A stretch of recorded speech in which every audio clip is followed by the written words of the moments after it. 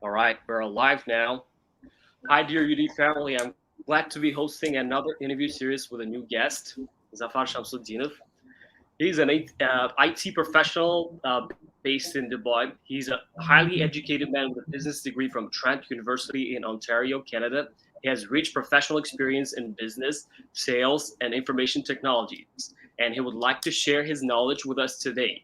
He's currently the regional sales manager for Zscaler. Prior to that, he was the regional sales manager for App Dynamics at Cisco.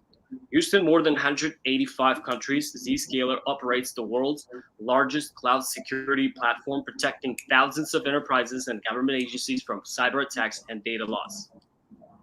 Zscaler services are 100% cloud delivered and offer simplicity, enhanced security, and improved user experience that traditional appliances or hybrid solutions are unable to match.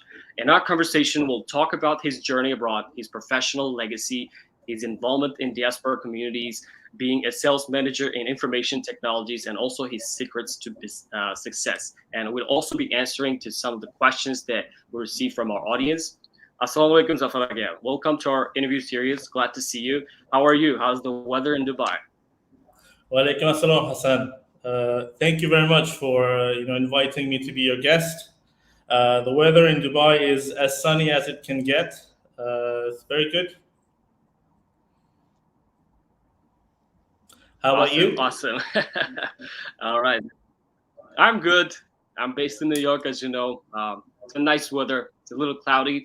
It's usually sunny, but it's kind of getting, the summer's almost over. So let's start with introduction to your professional background. Can you briefly introduce yourself to the audience, just about your background, where you come from, and your studies, your school, and everything else? Yeah, thank you very much. So, just to give a full overview, of my background, right? So, because my father was a diplomat, I grew up in different countries, and I was born in Andijan, Uzbekistan. However, most of my youth, I grew up in Moscow. So that was during the Soviet Union, and then we witnessed the Soviet Union crash. Then, my dad was part of the first Uzbek embassy in Moscow. So that's where I learned Russian, which later in my life came to be very important, almost as important as knowing English. So that's one thing. If this session is about giving advice and trying to help others, then I encourage anyone to take any opportunity to learn as many languages as they can. Right. So then we traveled back to Uzbekistan. We lived there for about 2 years. Then my father opened the first consulate in the Netherlands. So we lived in Amsterdam, and then we moved to Belgium. That's in Amsterdam and Brussels. That's where I learned English. In Brussels, I went to a British school, and in Amsterdam to American School of NATO, where we were lucky enough to see George Bush come give us a speech. Uh, That's impressive. then after my dad decided to move back to Uzbekistan, I went to Tashkent International School, which is an American school in Uzbekistan. And after that, went to university in Canada, as you mentioned, to Trent in Peterborough, a small town, an hour away from Toronto. And after university, I always had the aim of coming back to Uzbekistan. I never wanted to stay in the West or stay outside. So I decided to come back to Uzbekistan and open a business. But at the time, things didn't go as planned. So I went back to Canada, and that's where I got into IT. I think we discussed. I told you earlier. I worked in door-to-door sales, and from that to IT, and that's how today I'm in IT. I mean, that was a bit more than just the background, but that's kind of an overview. Okay, awesome. So, wow, that's a lot of information within like 2 minutes. So, we'll be branching from all these sources and flowing with these questions. Okay, can you tell us about your education, degree, and major, and your transition from college to your career?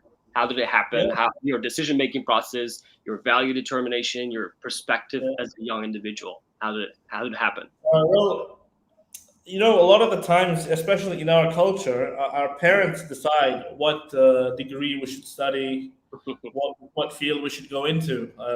This is mostly to our Uzbek, countrymen. But I was lucky enough that my dad said, "Pick whatever you want," and I picked business and economics. And funny enough, I picked economics because our former president was an economics degree. He had an economics degree. So I thought I'll pick business because my uncles, they're all in business, and our president is an economist. So I'd rather pick these two. So I had a dual major in business administration and economics. Economics. Got it. But like, why not like, let's say, the other fields, like let's say medicine or engineering or other degrees? Like, what got you into? That's not very interesting for me. I'm always I wanted to be in a field where it can be a very broad application, and business and being social with people, interacting with people is something that I enjoy. So I think that's why I decided to these two majors. Got it. Got it. How much did your school degree and the knowledge you gained help in your future career? Did it help at all, or like, do you attribute some of your success to your education? Yeah, of course. I mean, any school, it sets kind of the foundation, right, of your general knowledge. Uh huh. Because in any career, when you're Yeah. talking to either your colleagues or your potential manager in an interview or during lunch breaks or coffee breaks, when you're talking to your customers, it's very important to have a very good broad knowledge of different things. Because when you have that casual conversation outside of work, you need to connect with people. And in Mm, order to do that, you can't be someone that lives in a cave, right? You need to be aware of what's happening. You need to have some sort of good knowledge of almost every subject these days, so that mm, you can establish a good connection. And that's how you start to build your credibility from the first day, and try to differentiate yourself. Because as with this whole, especially with this pandemic now, it's becoming more and more difficult to compete, because anybody can compete now. sure. I mean, I can sit in Dubai and compete for a job in America, or, or, Hmm. or the other way around, right? So Hmm. Yeah.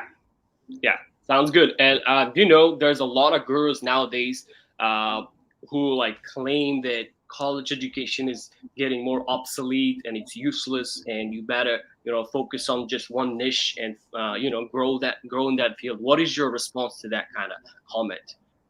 uh, like, I think university, Uh huh. especially if you study abroad, Yeah. it's good to build character on top of just general knowledge. Because for me, specifically for me, in Uzbekistan, thank God, we lived a very comfortable life. I never had to really work Mhm. as a student. I never even thought about working to make some money for something. But when you're living by yourself, when you have to manage all your expenses yourself, and when money's running out, like in Canada, that's where it was the first time I actually did like manual labor. I used to shovel snow at 5 in the morning. And these kind of things, they help you build character for later, and they are very important in your actual professional career, to actually do those hard manual jobs, because Mhm. you appreciate the kind of effort it takes to do those things. Mhm. Okay. Okay. Got it. Makes sense. Uh, okay. So college degree is important still, right? According Yeah, to. I think yes. I mean, it's not. Mm, I mean, if instead you had some kind of professional experience, I guess that's great as well. mhm, But for mhm, me, I didn't have that chance. I had the chance to go to university, so I think that's also good. mhm. Okay, makes sense. What do you think if like what do you think about parents deciding the future career for for their kids? Is it a good idea, or is it like good because like they have more experience in life and they can just guide them and give them the right advice, or is it better for kids, young people to decide their own future? Well, I What do think you? when it's time for you to go to university, you should be Mhm, old enough to decide for yourself. Your mhm, parents should only advise you, mhm, but the final choice should be yours. And as I in the beginning, right, I was very lucky as well. I mean, my father, he advised us on things, but he never made the choice for us. He said, pick whatever you want, and as I said, I picked business administration and economics. mhm. Awesome. So I That think makes sense. because that's very dangerous, right? Imagine you recommend something to your kids and then they don't like it and they fail, then they blame Mhm, you. So mhm, that's mhm. also Yeah, yeah, yeah. That's true. Uh, okay, you talked about building connections. What else is important in building connections? What should young people uh, learn, or what skills they need to improve building connections, building network with professionals, so that in the future they can leverage their network to become more successful. um, I think you should build a good track record, right? So wherever you go, big or small role, you need to Mhm, always try to do your best. So whenever you progress from that job, or you even leave that job to go to another company, those mhm, people have a good memory of you. They say, that guy, he used to work really hard. It was really good. He achieved X, Y, Z. And that's how you start to build your network, right? Because those people that you worked with before, they also don't stay in one place. They're going to go to other places. They're going to also get promoted. And if you always keep, a good memory of yourself with other people, you naturally start to build a good network and good mhm. connections. Okay, got it. And as you said, you had some support from your family, financial support, moral support, mental support, and I can see you're like a metropolitan person, right? Like you've lived throughout your young life, you lived in different countries and stuff, but not everyone in Uzbekistan had a chance to live, this sort of metropolitan life, like how Yeah, you say. no, no, I'm very fortunate. Yeah, you're right. Yeah, you're fortunate. But like, what do you think young kids who are learning English in Uzbekistan, who are trying to go abroad and study and succeed, get a good job, do they have a chance to become as successful? And what is your advice for them? What do they have to do? What do they have to focus on? If you could. I mean, Uh, the goal shouldn't be like I need to get out of Uzbekistan, because my goal right now eventually is actually to go back, right? So I actually want to go back to Uzbekistan. got it. So I think there's lots of opportunity now in Uzbekistan as well. Especially with like the new changes that are happening. I think the new leadership is very ambitious. They want to support businesses.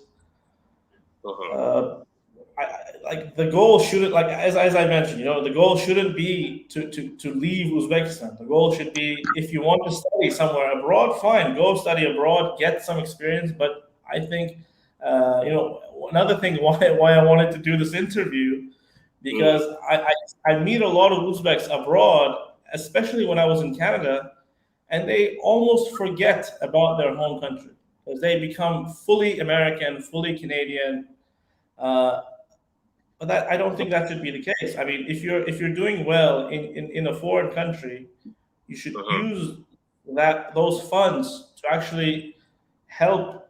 Not by giving out money to people, but actually try to open businesses, trying to invest that money back into Uzbekistan. So eventually, people like you and me don't have to go outside. Yeah. When we graduate, we will go back to Uzbekistan to work because we know there will be good jobs there. Because Mm, if you look at, for example, China, do you see most of the Chinese students staying in America or Canada? No, they all go back because they know they have good jobs waiting for them, right? And mm, that's, hopefully, God willing, that one day that will be the case with Uzbeks as well. uh-huh. like having a good job in Uzbekistan is the only incentive, or also a sense of patriotism and helping the country like grow? Yeah, of course. But like, look, we could all talk about patriotism, all those things, but that's not going to feed your kids, right? That's not going to feed your family. So it has to be a mix, because you can still be a good Uzbek citizen and a patriot and live outside, Hmm. but or be a terrible one and live in Uzbekistan, right? By Hmm. as you know, like stealing and all those things are not very difficult to find. Sure. Yeah. Absolutely. All right.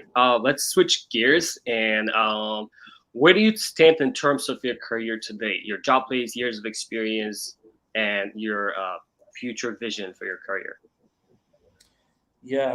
So I'm in the field of sales, right? And uh, and I think this is a great industry to be in, because it's something that will always be in demand.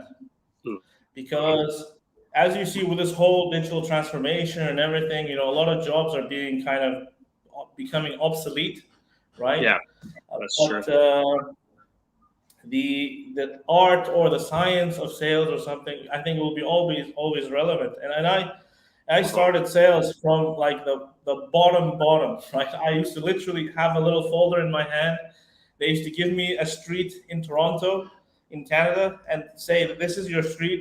Sell point of sale machines. I used to walk around with my folder, door to door, like call, like knock on a door, tell the business who's the owner, and then try to convince them to like get rid of their payment machine and use mine. And I used to get no salary, nothing. I mean, literally, it was 100% commission. So it was either you sell or you don't eat. That kind of job.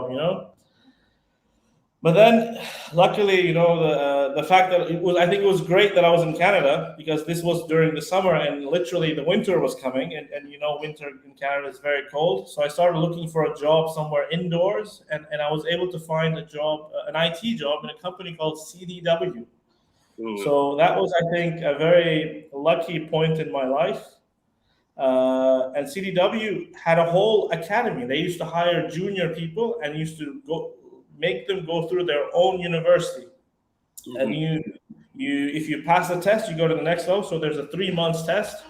They teach you IT pretty much, and that's I got into the field of IT and just kept going with that. And because I liked IT, it's something that's always it's very interesting, right? Because there's Mhm. always something new, something Yeah. uh, very needful, and it pays well. Mhm. Mhm. That makes sense. Yeah. Door to door sales is probably one of the hardest jobs ever, because there's so much pressure. You need a lot of courage to knock on somebody's door. Like, some people call it soliciting. You know.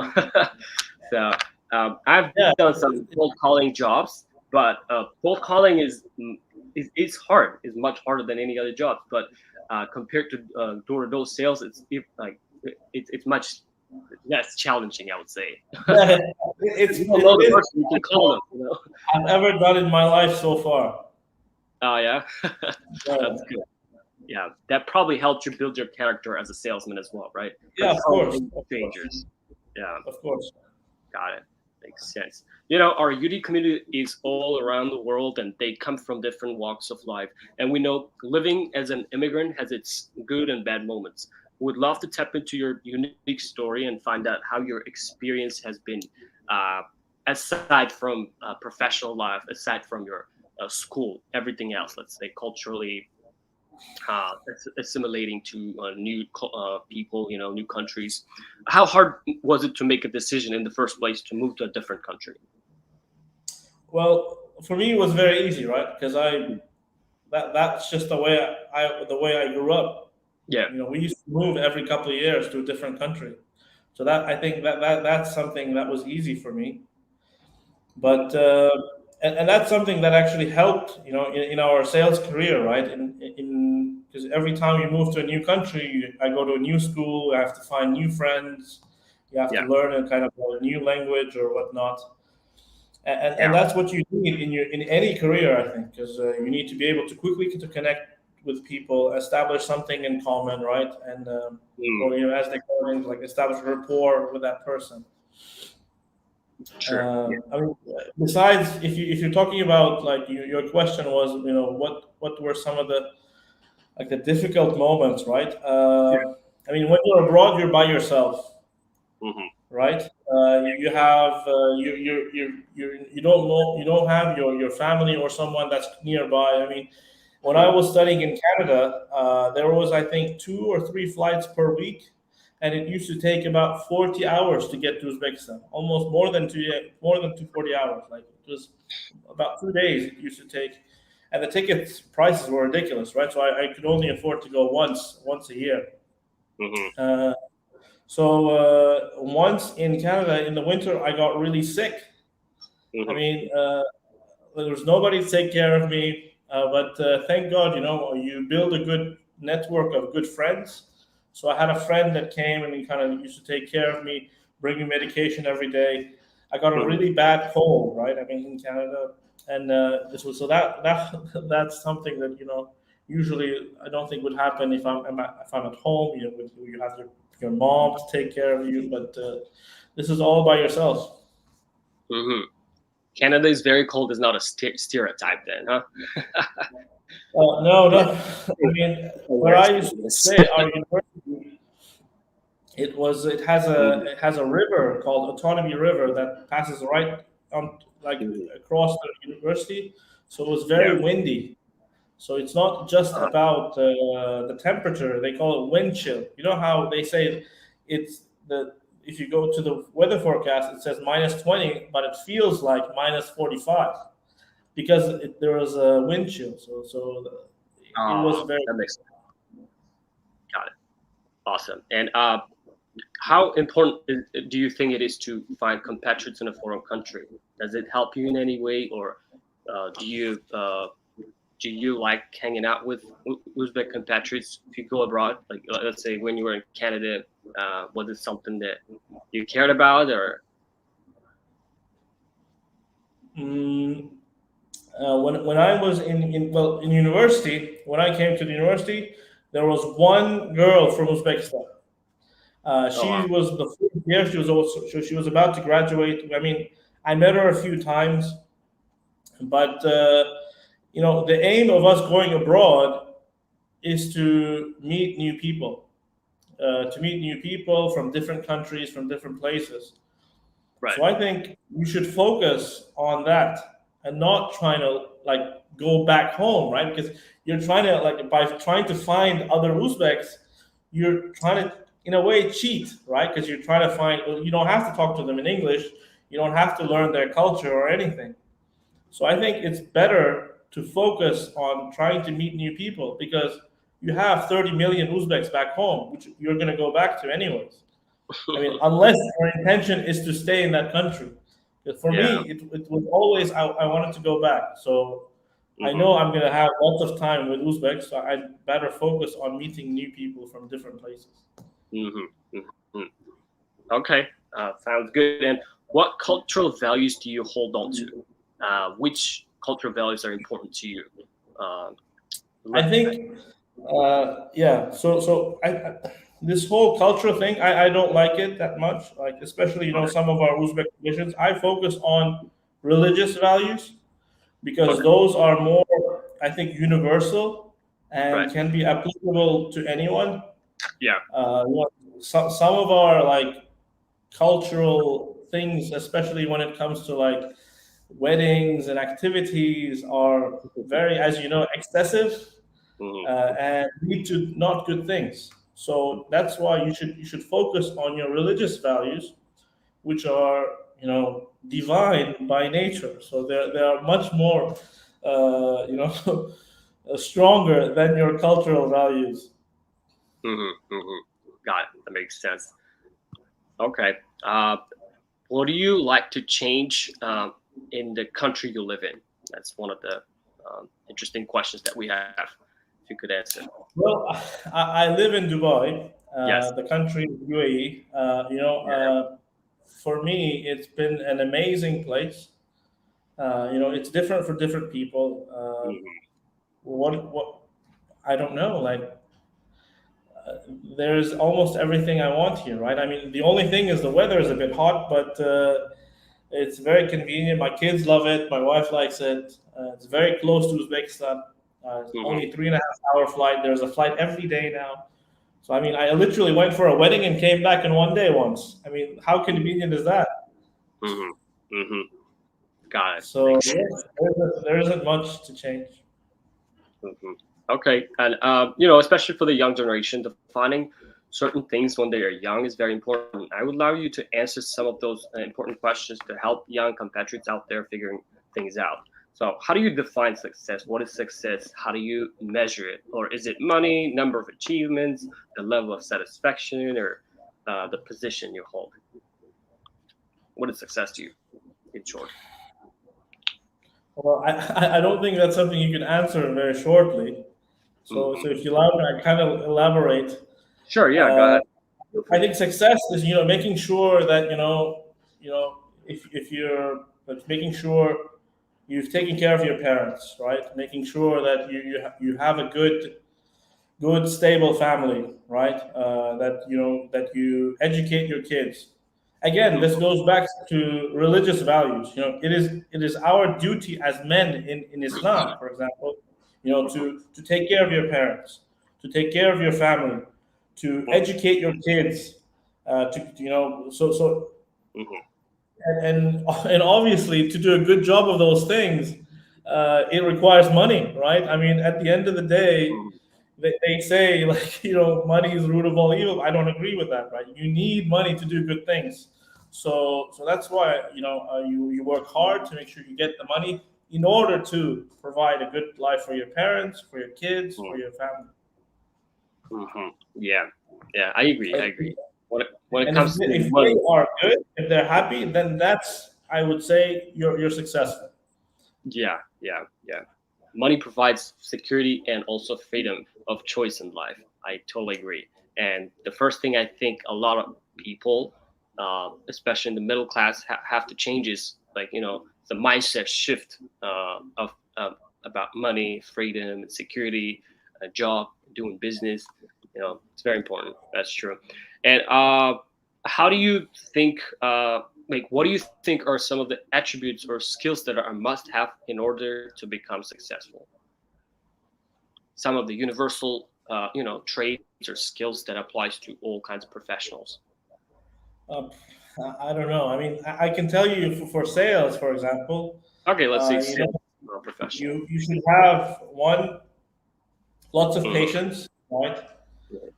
You should have a very strong character because you're gonna get 100 no's almost every day, right?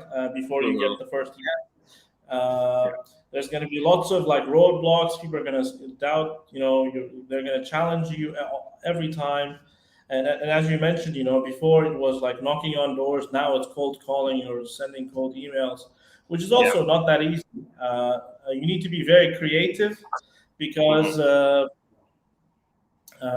there are 1,000 other salespeople trying to contact the same people you're trying to contact. So you need to stand out between those 1,000 people and be able to reach those people and actually deliver your message. Hmm. So patience, creativity, hard. I mean, everybody's going to say hard work. That's just a given. Cliche. Yeah. Right. And, That makes sense. and general intelligence, right? Just so that you can connect with different people. Yeah. Yeah. Makes sense. Uh, I just want to switch gears and ask you like interesting questions that are not relevant to what we've discussed so far. It's like you have Sure. to answer like very short. You should give like very Okay. short answers, and they don't have to be necessarily like career related, or it could be funny or entertaining and stuff. Okay, are you more of a hunter or a gatherer? Hunter. Hunter. Okay. You are a new addition to the crayon box. What color would you be and why? Green. Green. Because that's the color of prosperity. That's the color of Uzbekistan, and that's the color of Islam. Okay. Wow. Very, very specific answer. We finished the Now, I interview. have it in my mind. That's why. Okay, we finished the interview, and you step outside the office and find a lottery ticket that ends up winning $10 million. What would you do with the money? The right thing to do is donate it, all of it, because lottery, as you know, is haram in Islam. Okay. Okay. Wow. I like that. What do you think about when you're alone in a car? Depends what kind of mood I'm in, but I like to listen to music when I'm alone in the car. Okay. If you could be any animal in the world, what animal would you be and why? That's a difficult one. I don't know. Uh, I, I don't know. I've You're a never hunter, right? associated myself with. I mean, to take a wild guess, I guess we're a Turkic people, and the symbol of Turkic people is a wolf. So we could say Oh, wolf. got it. Got it. Okay. What were you like in high school? A quick description. Kind of shy, but I used to have very few, but very strong friends. Like I focus on a few friends, but have good friends. Hmm. Any advice for your previous boss? Ooh, Hoping he's not might be. watching. uh, no, he was good. I mean, in fact, we work together again now, so it's Hmm. a funny one. I mean, Hmm. we worked in App Dynamics. Now we work together in Zscaler again.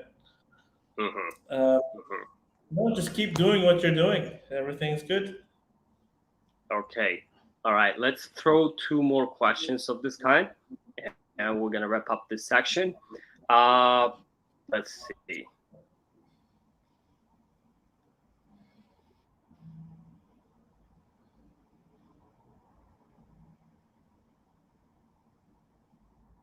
Code something from scratch in 3 hours, then explain your design and solution.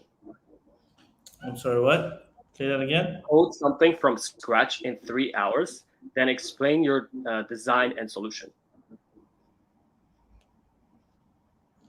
You mean Looks like a quote lot of something like, tricky questions, to be honest. Let's skip this one for now. yeah. All right. What inspires you? In few words. What is what? What inspires you? Uh, my family. I want to provide the best life I can for my kids and parents. Wow. Yeah, that's good. That's good. All right. We wrapped up with blitz questions. You can take a deep breath. So the last set of questions are related to you know uh, your career and success. We're going back to what we've discussed, but it's going to be a little different.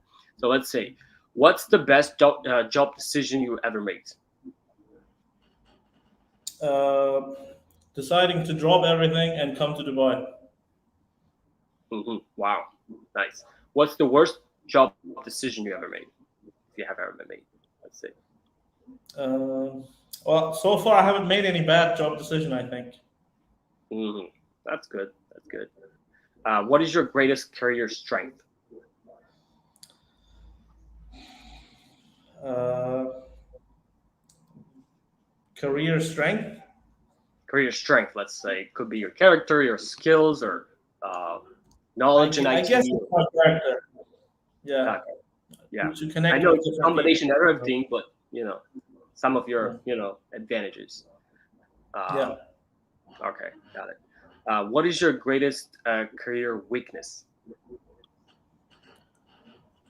So, what do you want to work on in the future? Let's say you're a professional sales, you're a sales professional, and do you see any Yeah. weaknesses that you have to improve on, or uh, Yeah, yeah, of course. I mean, we at Zscaler, for example, we have a very scientific way of selling things, and we sell.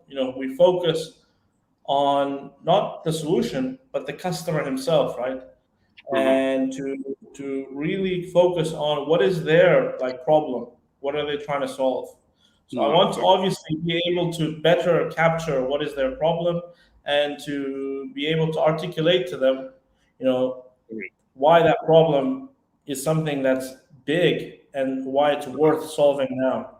Because whenever you're trying to sell something, you need to make sure to you're competing against not just other products, but you're competing against the customer not doing anything, right? They can be like, you know what, it's fine. Let's not spend $1 million, for example. Let's keep it the way it is, right? So then we don't have to spend any money. But you need to find a way to show the customer that if you don't do anything, you're actually going to lose more money, right? And that's something that's not easy. So that's what I want to like improve. Okay, all right. Do you like your job? What's the best thing about your job? Let's see. That's the right question. What's the best thing? Well, I deal Zscaler. We deal with the best technology, right? So one of the best things is whenever we're talking to existing customers, it is always amazing to hear their great feedback. You know how almost they are better salespeople than we are from the technology, right? So that's the best part about my current role, because I've met several customers who I think would make better salespeople than me, because they've used the technology themselves for so long that they spoke so highly of it. Oh, okay. Got it. Okay. You talked about the importance of languages, knowing languages. We get a lot of critiques from some of our audience that they say like, oh, why don't you guys, hold your interviews in Uzbek? Why does it have to be in English?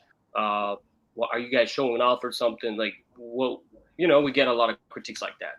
So what do you think about this and how important languages are nowadays? I mean, those critics, right? That just shows their level of education, right? Their level of maturity. I mean, there are other programs that are in Uzbek, in Russian, and this one happens to be in English. I mean, I think that's all right, and I guess it is in English so that you guys can reach out and cater to a wider audience, because today, right, English is, I think, is a very universal, capture a very wide audience with English. So I think keep it in English, but learn other languages. I mean, you asked me about like any unique stories, right? So the way I actually got into Cisco, which is a multinational company that kind of made a big switch in my career, or even the first company in Dubai, Omnix. When I interviewed for Omnix, for example, my manager at the time told me, "Look, I like you. I want to hire you, but there's two big negatives that you have." He said, "One, you're new to Dubai, so you don't know the market. Yes, that I can't change. And two," he said, "you don't know Arabic. Everybody here is Arab. Like, you're going to be the only non-Arab guy who doesn't know Arabic." So he said, "Look, let's try. You have 2 weeks. Go get ready." But I was on a tourist visa, and I told them, well, boss, I have 4 days left on my tourist visa. He said, "Well, sure, if you can make it, come back in 2 days. Make us the presentation." So as soon as I went back home, I called up a friend. Again, it goes back to like trying to meet different people and the benefit of that. And that friend knew Arabic. I told them what I need to know in Arabic. I literally memorized the script like a parrot, and I delivered my interview speech in Arabic. And I told them that, look, this is something that I don't know, but I can learn it, and give me a chance. And that guy took a chance on me and hired me. And then again with Cisco, I'm in Uzbekistan at my sister's wedding, and I have a recruiter calling me like 6 times. I keep hanging up because I'm sitting in a wedding, but the guy keeps calling me, and I answer the phone, and he's telling me there's this opportunity with Cisco. And the reason why he was calling me was because they needed someone who has experience with IT, who speaks English and Russian. Russian was the key thing that got me the job in Cisco, right? So there are things in life that will happen. yeah, you need to keep your like your options open, but and keep doing the best you can, and know that God's going to take care of you, right? I mean, things are going to happen as long as you keep working hard and on the right things. Okay. Okay. I see a question popped up from Abdulaziz. Let's pull it up. What character skills are needed to be a good seller? Suggestions from experience. Thank you in advance. I think we've addressed it, but if you quickly, like, Sure. say it one more time. Uh, You need to ask more questions than talk, right? As to be a good yeah. seller, you need to ask the good questions, the right questions from the customer. Mm-hmm. Mm-hmm. If you watched Abdulaziz the movie Wolf of Wall Street, and at the end of the movie, the guy says, "Sell me this pen," everybody starts talking about this is a great pen, it's the best pen, but that's not the right way to sell, right? You need to ask him, how often do you need a pen? Like you need to start asking questions, and only then you can actually find the reason why that customer would buy or would spend any amount of money on whatever they're trying to buy. Mm-hmm. So, So no question. listening skills are very important, huh?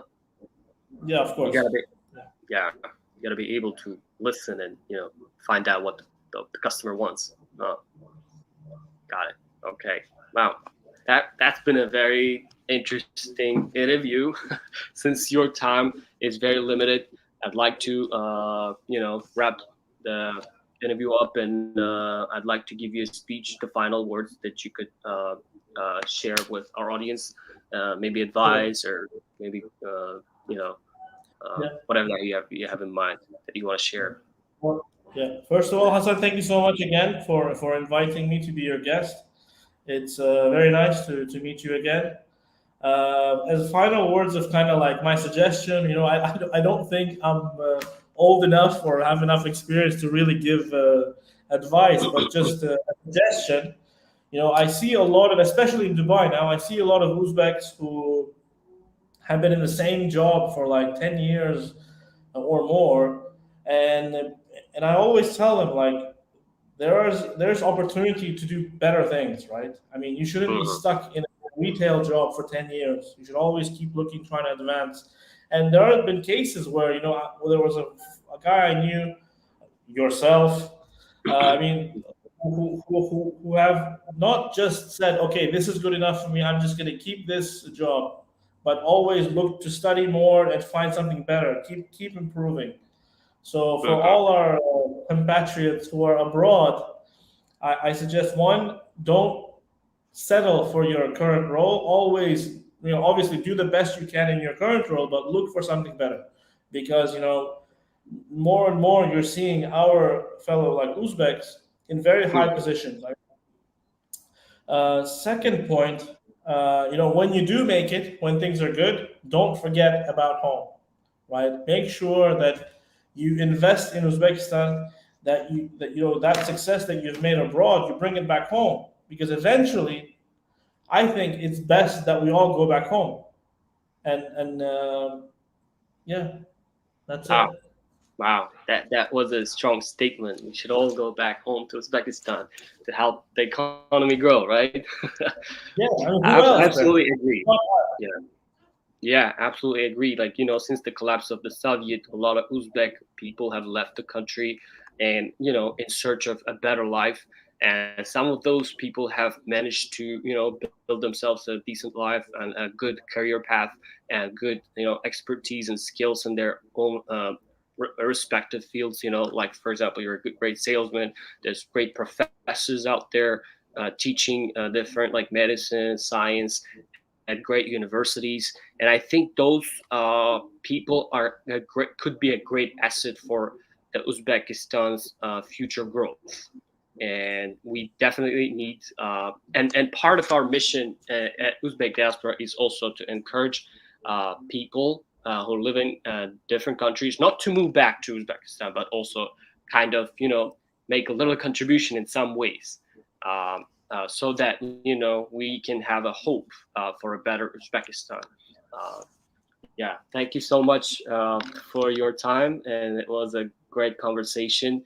I just want to be respectful to your time. I could just continue this, for the next hour, But yeah, our time is limited. But if people want to reach out to you, what would you suggest if they want to reach out to you? So for any professional like requests, I mean, LinkedIn is something that I think is the best. Yeah, Zafar Shamsutdinov. If you type in on LinkedIn and you find him, make a connection, and he'll be more than happy to help you. Thank you so much for your time, Zafar, again. And we'll be in touch. This is not the first and last interview. We'll be, this will be ongoing, hopefully. And yeah, would love to share a lot of useful content like this. And we wish you success in your future career, in your professional life, in your family life. And wish you all the best. Stay in touch. Thank you so much, Hassan. I wish you all the best to yourself as well, and your Uzbek diaspora group. Thank you very much. Appreciate it. Thank you. Have a good day. Thank you.